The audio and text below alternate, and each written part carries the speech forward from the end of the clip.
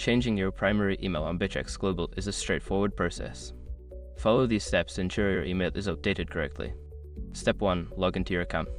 Start by visiting the Bittrex Global website and logging into your account using your current credentials. Step 2. Access account settings.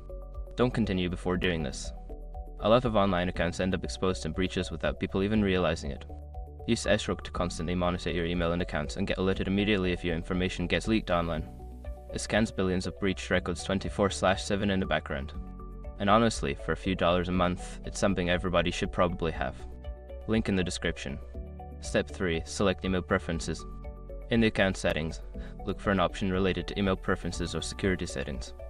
Click on this option to proceed to the email management section. Step 4. Update your email address. In the email management section, you will see your current primary email address. Enter your new email address in the designated field and ensure it is typed correctly.